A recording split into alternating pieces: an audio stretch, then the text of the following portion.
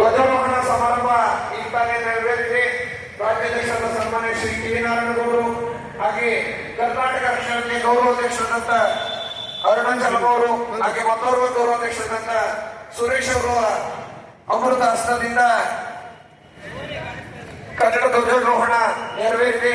ಭಾಗ್ಯಶ್ರೀ ಗೌಡ ಮತ್ತೆ ತಂಡದವರು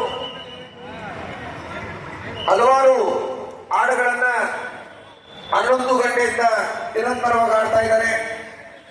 ರಾಷ್ಟ್ರಕವಿ ಕುವೆಂಪು ವಿರಚಿತ ನಾಡಿಗೀತೆ ಆಡದಂತ ಅವರ ತಂಡಕ್ಕೆ ತಮ್ಮೆಲ್ಲರ ಜೋರದ ಚಪ್ಪಾಳೊಂದಿಗೆ ವಂದನೆಗಳನ್ನ ಸಲ್ಲಿಸೋಣ.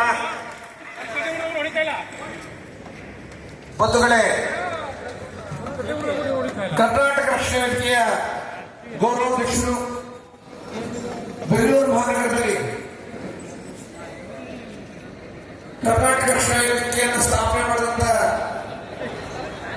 ಸನ್ಮಾನ್ಯ ಶ್ರೀ ಟಿ ನಾರಾಯಣಗೌಡರು ರಾಜ್ಯದ 31 ಜಿಲ್ಲೆ 224 ವಿಧಾನಸಭಾ ಕ್ಷೇತ್ರಗಳಲ್ಲಿ ಕರ್ನಾಟಕ ರಾಷ್ಟ್ರ ವೇದಿಕೆ ಕಾರ್ಯಕರ್ತರು ಬೆಳಗ್ಗೆ 8 ಗಂಟೆಯಿಂದ ಧ್ವಜಾರೋಹಣ ಸಮಾರಂಭ ಹಾಗೆ ಹಲವಾರು ಕರ್ನಾಟಕ ರಾಷ್ಟ್ರ ವೇದಿಕೆಯ ಕಾರ್ಯಕ್ರಮ ನಿರಂತರವಾಗಿ ನಡೀತಾ ಇದೆ.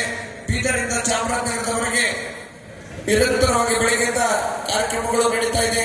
ಈ ಒಂದು ಧ್ವಜಾರೋಹಣ ಸಮಾರಂಭಕ್ಕೆ ಆಗಮಿಸಿರುವಂತಹ ಕರ್ನಾಟಕ ರಾಷ್ಟ್ರ ವೇದಿಕೆಯ ರಾಜ್ಯಾಧ್ಯಕ್ಷರಾದ ಸನ್ಮಾನ್ಯ ಶ್ರೀ ಟಿ ನಾರಾಯಣಗೌಡರಿಗೆ ಆತ್ಮೀಯವಾದ ಸ್ವಾಗತವನ್ನು ಕೋರ್ತೇನೆ.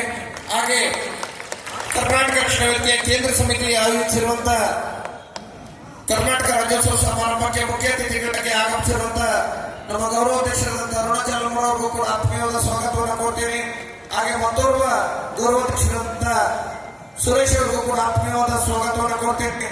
ಹಾಗೆ ಈ ಸಮಾರಂಭಕ್ಕೆ ಆಗಮಿಸಿರುವಂತಹ ಕರ್ನಾಟಕ ರಾಷ್ಟ್ರ ವೇದಿಕೆಯ ಎಲ್ಲ ರಾಜ್ಯ ಪದಾಧಿಕಾರಿಗಳಿಗೆ, ಬೆಂಗಳೂರು ನಗರದ ಪದಾಧಿಕಾರಿಗಳಿಗೆ, ಕ್ಷೇತ್ರಾಧ್ಯಕ್ಷರಿಗೆ ಹಾಗೆ ಇಲ್ಲಿರ್ತಕ್ಕಂಥ ಎಲ್ಲ ಕನ್ನಡದ ಮನಸ್ಸುಗಳಿಗೆ ಕರ್ನಾಟಕ ರಾಷ್ಟ್ರ ವೇದಿಕೆ ಪ್ರತಿಯೊಬ್ಬರಿಗೂ ಆತ್ಮೀಯವಾದ ಸ್ವಾಗತವನ್ನು ಕೋರ್ತೇನೆ.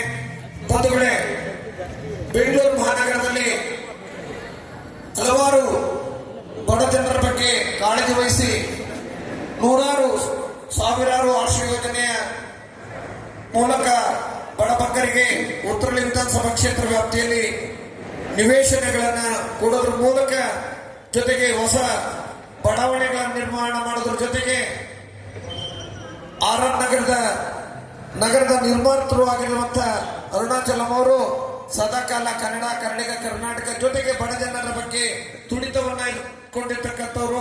ಸಮಾಜ ಸೇವೆಯ ಜೊತೆಗೆ ಕರ್ನಾಟಕ ರಾಷ್ಟ್ರ ವೇದಿಕೆಯ ಅಧ್ಯಕ್ಷರಾದ ಸನ್ಮಾನ್ಯ ಶ್ರೀ ಟಿ ನಾರಾಯಣಗೌಡ ಆತ್ಮೀಯ ಸ್ನೇಹಿತರಾಗಿ ಕರ್ನಾಟಕ ರಾಷ್ಟ್ರ ವೇದಿಕೆಯ ಗೌರವಾಧ್ಯಕ್ಷರಾಗಿ ಕೆಲಸ ಮಾಡಿಕೊಂಡು ನಮ್ಮೆಲ್ಲ ಕಾರ್ಯಕ್ರಮದ ಜೊತೆ ನಮ್ಮ ಅಧ್ಯಕ್ಷರ ಜೊತೆ ಬೆನ್ನಿಗೆ ಬೆನ್ನು ನಿಂತು ಕರ್ನಾಟಕ ರಾಷ್ಟ್ರ ವೇದಿಕೆಯ ಕಾರ್ಯಕ್ರಮ ಜೊತೆ ನಿಲ್ಲುವಂತ ಮಾನ್ಯ ಗೌರವಾಧ್ಯಕ್ಷರಾದಂತ ಅರುಣಾಚಲಂ ಅವರು ಇಂದಿನ 70ನೇ ಕರ್ನಾಟಕ ರಾಜ್ಯೋತ್ಸವ ಸಮಾರಂಭವನ್ನ ಉದ್ದೇಶಿಸಿ ಮಾತಾಡಬೇಕಾಗಿ ಅವರಲ್ಲಿ ಸವಿನಯ ಪ್ರಾರ್ಥನೆ.